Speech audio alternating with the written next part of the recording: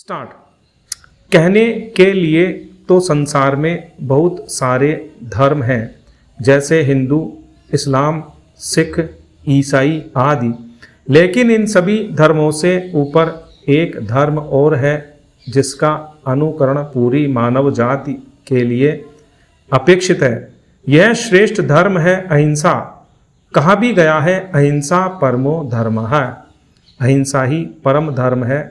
यह सभी धर्मों से महान है। अन्य सारे धर्म इसके सामने गौण हैं।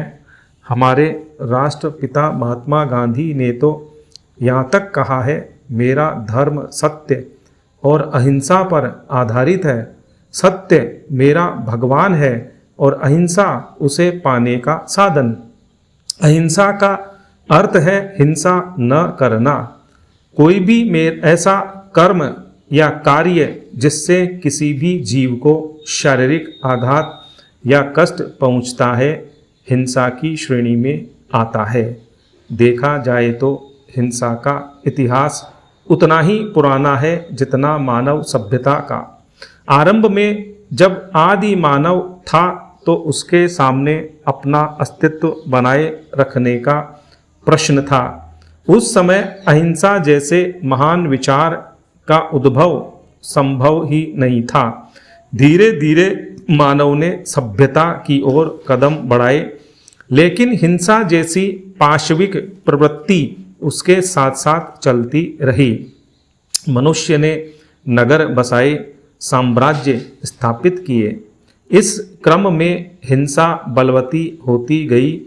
प्रारंभ में मनुष्य का उद्देश्य केवल अपना बचाव करना था, परंतु अब उसका उद्देश्य अपनी महत्वाकांक्षाओं को पूरा करना था।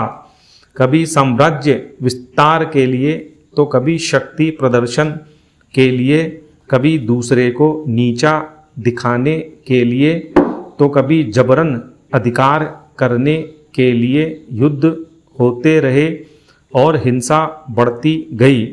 इतिहास साक्षी है कि भारतवर्ष सहित पूरा विश्व हिंसा के दंश से पीड़ित रहा है।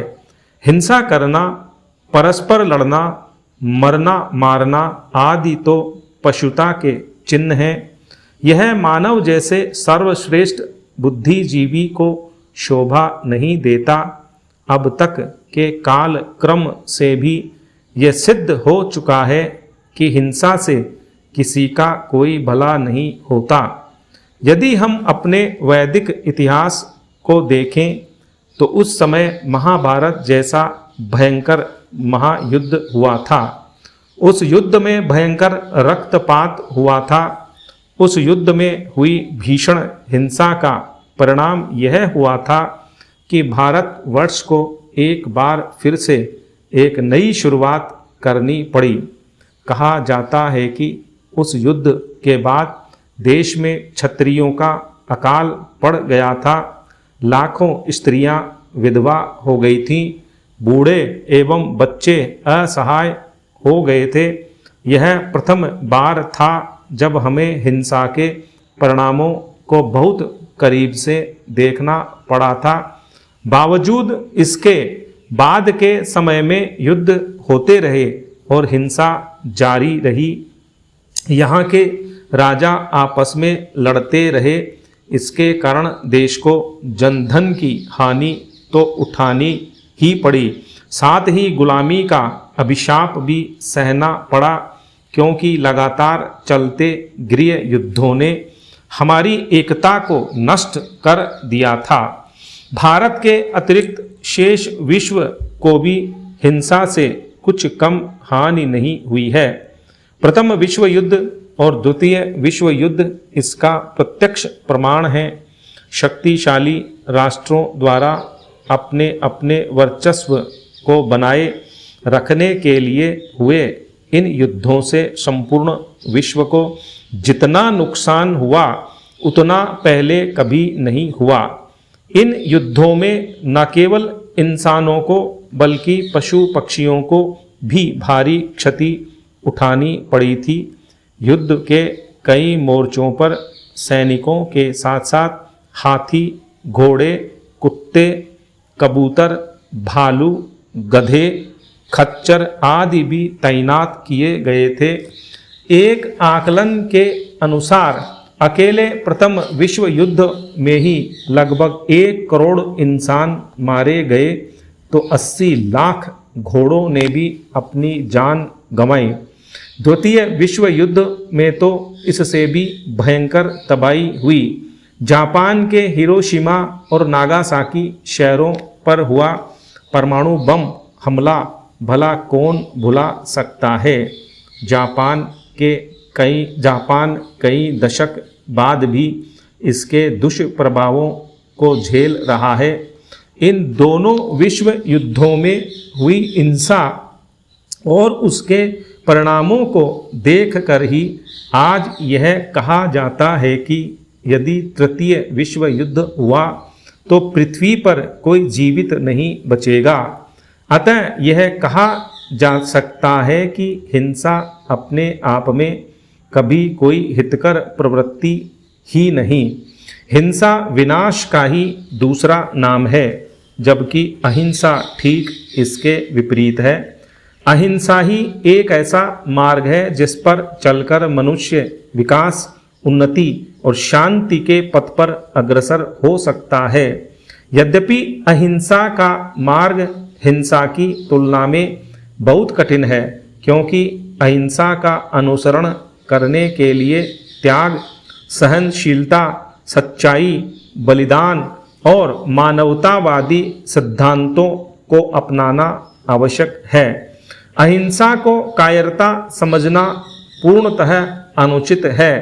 अहिंसा के मार्ग पर वही चल सकता है जिसकी आत्मा बलवान हो। आधुनिक विश्व को अहिंसा का पाठ पढ़ाने वाले अहिंसा के पुजारी महात्मा गांधी ने भी कहा है, अहिंसा शक्तिशाली का हथियार है।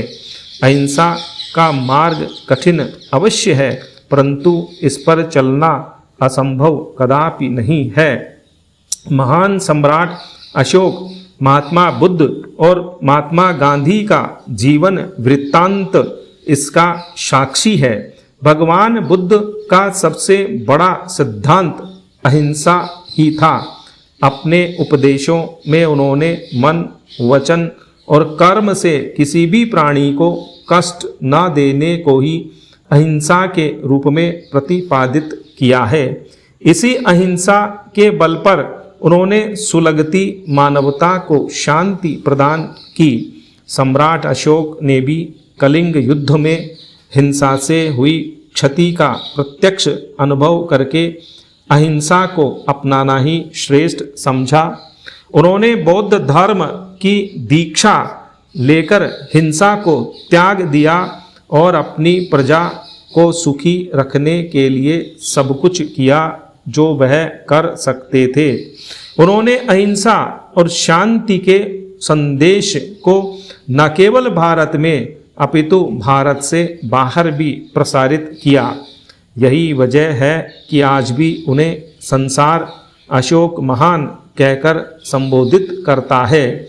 आधुनिक युग में अहिंसा की इस ज्ञान रूपी ज्योति को पुनः प्रज्वलित किया मोहनदास करमचंद गांधी ने।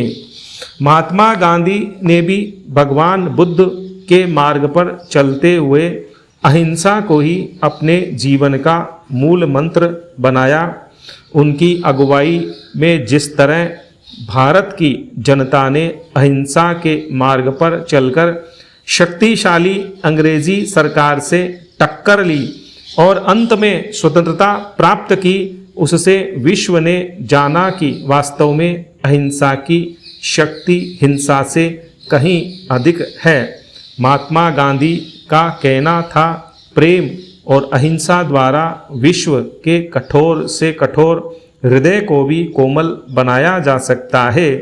आँख के बदले में आँख पूरे विश्व को अंधा बना देगी। आज पूरा विश्व एक मत से यह बात स्वीकार करता है कि अहिंसा के इस पुजारी द्वारा दी गई सीख पर चलकर ही संसार में शांति स्थापित की जा सकती है।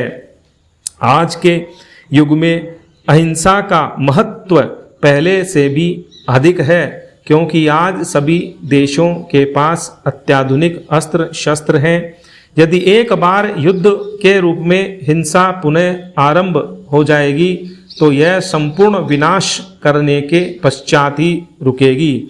आइए हम सब मिलकर अहिंसा के मार्ग को अपनाएं। इससे निश्चित रूप से हम एक ऐसी सृष्टि का निर्माण कर पाएंगे जहां सभी सुख से रहेंगे और अपने जीवन लक्ष्यों को पूरा कर पाएंगे। स्टॉप।